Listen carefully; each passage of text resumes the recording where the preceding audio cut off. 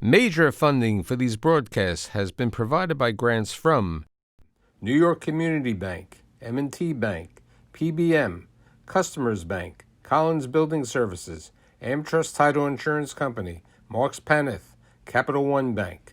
Additional funding for these broadcasts has been provided by grants from Amerant Bank, Bank of America, Citizens Bank, Dime Community Bank, Douglaston Development Levine Builders, Flushing Bank, Friedman LLP, Handro Properties LLC Handler Real Estate Organization, Hodges Ward Elliott Inc., Investors Bank, James D. Kuhn Real Estate Institute at Syracuse University, John Kesmatidis Red Apple Group, Keysight Capital Partners, New Banks, Meridian Capital Group, Ocean First Bank, People's United Bank, RPW Group, TD Bank, and these friends.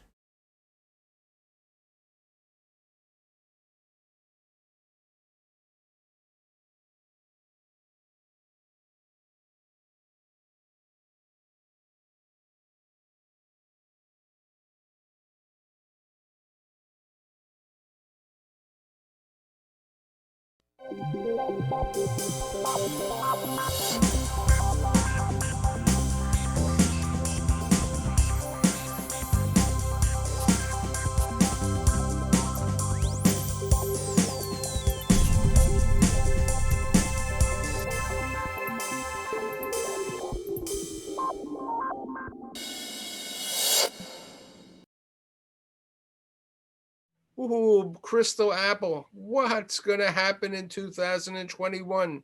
Is it going to be bright or are you going to be dull? I'm not sure. So today I've assembled these three real estate leaders in the residential world to provide their insight for the residential market in 2021.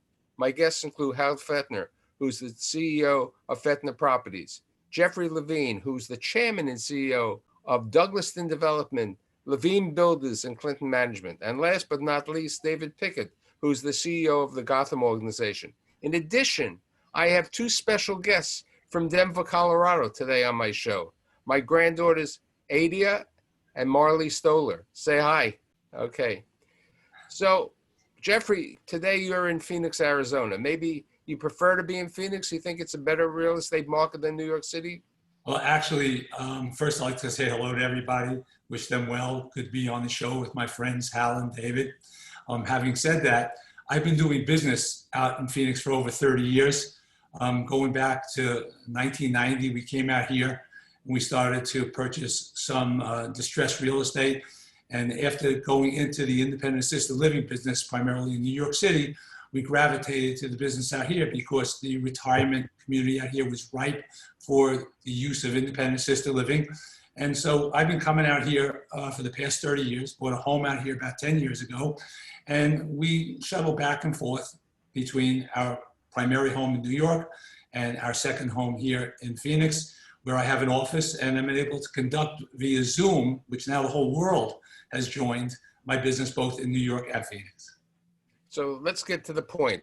Where do you see the world? I mean, you have a number of projects. You just entered into a project with the Botanical Gardens in the Bronx. You still have the project in Staten Island. You have the Hudson Yards project. A vaccine is here. What's going to change? Today's Cranes came out saying that there have been more rentals during the month of November. Where do you see it? Well, it's not a big lift to say that 2021 will be a better year than 2020. There's no question about it. You know, Hal and David and myself and a number of others, including our friends Ron Molis, Don Kaposha, and participants in the New York State Affordable Housing Group, as well as REBNY, put together a coalition of civic-minded real estate developers in New York and created this project Parachute, which we're all very proud of. And working with Enterprise Community Housing, we have been raised in excess of 10, I think we're on our way to $15 million with philanthropic help, as well as all of the real estate industry pitching in to help COVID-affected tenants find sources and resources to help them with their rent in the affordable housing world. So we're very proud of that. This week's Stolen newsletter that goes out on Sunday, the lead article is about the Parachute Project. That's wonderful. It's doing great work, and kudos to my friends Hal and David and all the others who helped make this happen. It was a wonderful effort. Hal, why don't you talk about it? Because it was my conversations with you that we started to bring in others and made this the effort that it became. Look, Project Parachute really came about where David, Jeff, and I would have Monday calls during the beginning of the COVID crisis, and we'd just pick each other's brains on best practices. What are you seeing? What am I seeing? And we all three of us shared the concern that while this has the potential of being very ugly, we can withstand a 15%, God forbid, vacancy, 10% vacancy. But what about the people in the outer boroughs? And really, it was David, Jeff, and I that said, look, we got to figure out how to help those. And David came back on a Monday and said, how do you like this name, Parachute, with a picture of a parachute? And there it was born. Since all of you are doing some level of affordable housing, especially in your new project, David, the large project in Long Island City, Hal, you're starting another project where I assume it's a 70-30 job? It's a 70-30 in Long Island City. Right. And Jeff, where do you stand today on the Hudson Yards project? Well, we've been building, fortunately, through the virus with proper protections for our people, both in the field and working from home for the most part from the office. But we have progressed. I think we just finished pouring roughly the 42nd floor of what is a 59-story building. Our curtain wall has begun to be put in place. And the job, thank God, has been able to work. Being outdoors in the virus with proper personal protection equipment has made a huge difference. Obviously, we gauge the temperature and the health of all construction workers entering the job through our gates every day. And fortunately, we've been able to work almost uninterrupted through the virus, which has been very good. In addition to having a site safety manager, the protocol in New York is to have actually, I don't remember the proper terminology, but essentially a health safety manager to make sure that we are taking all of the necessary measures and keeping all of our people on the job site safe. So it's been going wonderfully. In answer to your earlier question, I am thrilled that I am building now and not delivering, because frankly speaking, the market, as we can all attest to as our conversations have gone, has been extremely soft through the virus. As we all know, many people are working from home. Those are the ones who are fortunate enough to continue to have a job and actually can pay rent. So in the upper levels of the economy, people who are in management have jobs that are working from home, and they are staying in place and paying rent, except for those who are fortunate enough to possibly have a second home or a vacation home or move in with their parents even. Those people have decided to wait the virus out and vacate, which is why we're seeing a high level of vacancy in our market rate. Our affordable is a different story. Even though our affordable units are virtually fully occupied, we're at 90% occupancy in our affordable, our rent collection there has taken hits anywhere from 15 to 25% through the previous months. David, you have a number of projects and all of you have existing buildings. Where do you stand with regard to incentives to get tenants to move in, payments, levels, and so on? David?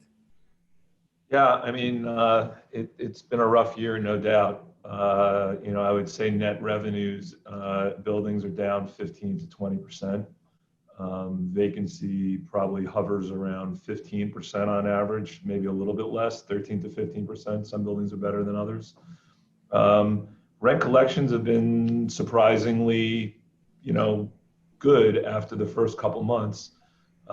We've managed to, our loss collections are probably, around 5%. So that hasn't really been the issue. I agree with Jeff. The affordable side has been surprisingly strong. Collections there have been, better than they've been on the market side. And concessions are, plentiful. Pretty much on a 15-month lease, we're giving 2 to 3 months concessions. There's on a 24-month lease, we've been giving, 4 or 5 months concessions. So they're in the market. They're going to be here for a little while. I do think things get quite a bit better when the vaccine proliferates and a majority of folks have taken. And I think the summer is going to look a lot better. I think it's already, In terms of traffic year over year, we're seeing actually rather large increase. I think folks see the end of the tunnel and they are trying to get the best deal they can right now. And that is a pretty good deal, unfortunately, for us landlords. But I think we'll slowly see a return, to normalcy towards the end of the year, where the new leases that we're signing look close to what they looked like pre-COVID. But it's going to take a while to burn off the concessions that we've built up in the buildings, and we probably won't see real rent growth, real face rent growth at our buildings for a couple years. But as Jeff said, next year will look a lot better than this year. The following year will look a lot better than 2021, and 2023 will look a lot better than 2022. When you have a large rental portfolio, it's like turning around a tanker, right? You can't afford to empty out your building. So when the market gets better, you can't say to everyone whose lease is turning, you know what, we're not going to give you any concessions, take a walk, because you can't get every lease back every month. So it'll take a while to burn off these concessions. How do you see the market in Long Island City, especially since there's been so many units delivered over the last couple of years? I think Jeff made a good point, right? Like, I wouldn't want to be delivering right now anywhere, particularly Long Island City, where there is a lot of product. I think when we deliver in 2 to 3 years from now, or a year and a half to 2 years from now, I think life will look considerably better. The supply demand ratio will look a lot better. The buildings we're building are 75% affordable. So we're really, it's a very large complex. It's close to 1,200 units, but only 300 of them are market rate. So we do have that hedge. Long Island City continues to be a desirable place to live. I like where we are. We sort of sit right in a park. I think we've seen through this pandemic that people want to be near open space. I think that will help us. But and the building that we manage out in Long Island City has actually fared up quite well through this. The vacancy hasn't been any worse than any other location in Manhattan or Brooklyn or Queens. So I think Long Island City has a lot going for it. Hal, since you're the one who's going to start in construction soon. Michael, thank you. We are starting a project. It's 2 buildings totaling about 620 units. And look, the reason we're starting is math. It still makes sense. And just exactly the way you have Jeff Levine here and you have David Pickett, the 3 of us always share thoughts about what each are doing. All 3 of us are very long-term family businesses. And so, we made the decision to continue moving forward. First, based on the economics, in that Long Island City has continued through this whole crisis to perform very, very well. Our project is literally half a block away from David's building, The Forge, which did really, really well with occupancy and has continued to do well. And so short term, exactly as Jeff said, I'm happy I'm not delivering a product today, but we'll be delivering our first units in about 18 to 24 months. And I'm pretty confident and comfortable that will be the right time to be delivering really good product in Long Island City. Let's talk about the NYCHA project. How I think you're working on the property on 92nd Street in the east side, which is NYCHA Properties. Jeff is working on where he grew up originally, the Linden houses. I've been very fortunate in my life and career. And for a portion of my childhood, as you know, I actually lived at Linden Houses, 215 Cozian Avenue over in East New York, Brooklyn. And in the recent RFP for the Rad Pack renovation, I partnered with Ron Molis, another friend of L&M, and we were designated the right to lease for 99 years in partnership with NYCHA, the property, and utilizing the Section 8 vouchers that are now becoming available through this program, where NYCHA is, in essence, privatizing in partnership with private sector developers over 60,000 of units of the 180,000 units of NYCHA housing, which so desperately need maintenance and repair, to create additional funding necessary to bring these buildings up to a state of use that is appropriate for people to occupy. So I'm thrilled to be part of the project. The project has been somewhat delayed in getting off the ground because of the virus, because obviously inspections and access has been limited, but we're thrilled to be working with NYCHA and its chair, Greg Russ, who continues to do an incredible job, and all of the people in NYCHA through Zoom and conference calls. And we hope to begin sometime in the second quarter of 2021. And we're very excited about being involved with such a project. Now let's talk about you in NYCHA on 92nd Street.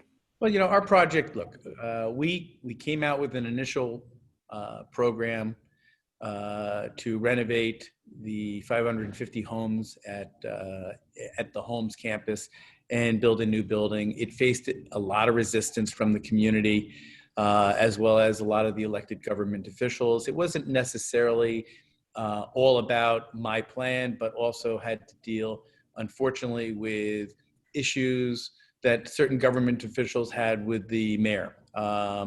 You know, Gail Brewer brought a lawsuit. It stopped the project. We have, over the last 7-8 months, been working with the local council member, Ben Kalos, who has really actually been great to work with, is working on we're working on a new plan with the council member as well as the mayor's office. And, you know, right now, nothing is happening, but there's a lot being discussed. But, you know, I will say, echoing exactly what Jeff just said, which is you have leadership there right now, which is amazing. This chairman is fantastic. And, you know, I would urge you, Michael, to make sure that your viewers always know 1 in 14 New Yorkers are in a NYCHA campus housing. And that housing needs help, a lot of help. And so, you know, my hope, my dream is that the next mayor doesn't forget that we need help to help these housing. It's not going to happen from the federal government. It's not going to happen with the city budget. And so it really is going to be a function of doing a public-private partnership where we can bring in new equity to help renovate these units. You know, I alluded at the beginning, Jeff being in Phoenix. David, you're expanding your territory. You're going into Mount Kisco now, right? On a project. Yeah, I would like to point out that I am the only guy sitting in his office in New York City. So I don't have a fancy background like these guys. Just a local law 11 work going on behind my window. We're actually expanding out into the suburbs on the theory that, look, geographic diversification is a good thing. We're still very bullish on New York, but I think we need to be planting flags in other places. We do like these TOD sites, these transit-oriented developments. We've entered into an agreement with Mount Kisco to build 230 units in 2 different buildings in the parking lots at the train station. Mount Kisco's a lovely little, I think it's a village or a town. We're really looking forward to breaking ground sometime next year, probably towards the end of the year. We're also looking at a few other places, and we have something in Philadelphia we'll hopefully start doing next year as well as looking, further south and maybe doing something in Florida.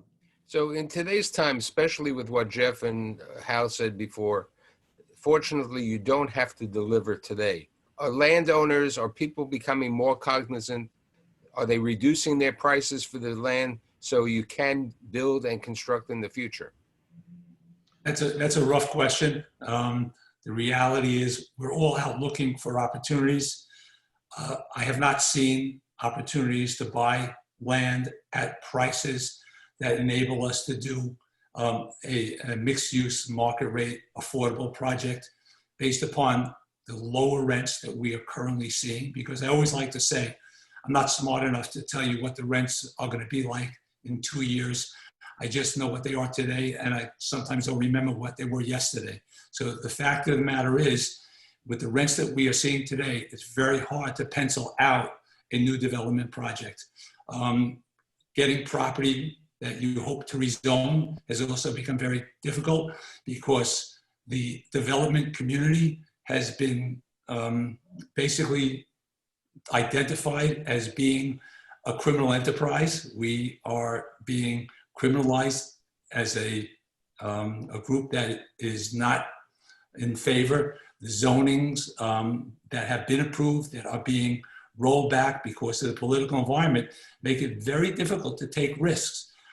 That coupled with the anticipated expiration of the current affordable New York tax abatement in 2 years and the lack of surety as what will be happening makes it very difficult to commit to projects going forward. On the positive side, what that does is it makes us feel good about our housing stock going forward, because with the unsure addition of new units, the demand for existing units, especially with the fact that condominiums have fallen out of favor because of, number one, the high prices for new condominiums and the excess taxation put upon them with no abatement.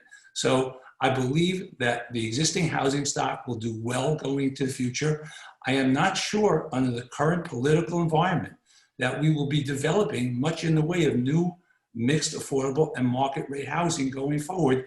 And I think that's a critical part of the fabric of our city. And I'm hoping that our electeds start to understand that and start to work with us in that direction. I want to add on to that because Jeff just said something very, very important. You know, Fentner Properties, we have close to 1,000 units right now in design or about to start development. These are units that have been in the works for the last 3-4 years. Going forward, unless we see a tidal change in the climate in the New York City area, I can't see us doing something, because this is a conversation I've had with David, and you just had it with David, and why he's looking at Philadelphia and other areas. You know, you want to build in areas that appreciate what you're doing, that we're creating good affordable housing. We're creating housing for people who actually need it. And you know, I'm not saying that we need to be thanked. I'm not saying that we're saints. We're doing it to make some money, but at the same time, I don't want to be vilified as a criminal for doing it. And so, you know, I've spoken to a number of my peers, and there's not a lot of excitement about continuing to build unless something happens and something changes. What does that do for us? It does make our existing stock and what we have in the pipeline probably more valuable. But going forward, I don't see, you know, us doing a lot more until I feel more comfortable with this climate. I would add one thing to that, which is to say, look, the biggest issue as a developer, as developers that we have is lack of predictability, right? It's one thing to sort of battle through a ULURP process where you sort of know it's in front of you, and unfortunately the process has become a little too provincial. You know, every the local council member really, you know, sometimes appropriately, but often not, you know, holds all the power, even to the extent that they can overrule their community boards that are involved in the process, which sort of doesn't really make sense. I think that needs to change. But forgetting about ULURP, even these days, there's kind of no such thing as of right, which is even more concerning, right? Like you can buy a property based on zoning and you know, with the notion that you're going to build a certain building, and only to find out that there are challenges that people are mounting that actually are entirely specious, but for some reason have sort of taken hold, like some of the things we've seen happen on the Upper West Side, or on or on the Lower East Side, where those may have been mistakes that maybe those buildings should not be built. And I have certain opinions about, you know, but the fact of the matter is they went through a process, they were approved, and now these people face a tax. And that, you know, that makes it really tough. Lack of predictability is a real problem as a developer. David, you're doing a lot of affordable. You're doing the Christian cultural community. And Jeff, you're doing a number of totally affordable. Why are you doing totally affordable projects today? Well, basically, you have to take what they give you. Reality is very simple. I have an organization. I have people in my construction and my development companies.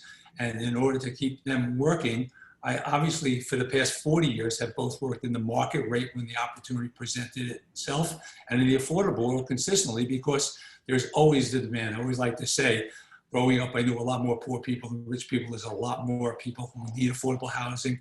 And so I've always maintained an active participation in the affordable housing business, going back to the vacant building, the participation loan program, the partnership programs, and now working with NYCHA. So we look to these programs to keep our people working through all sorts of market variations. And while the reward is limited, the risk is also limited because of the subsidy involved. So it's a very good way to keep my organization and my platform in business when the market rate area does not allow me to do that.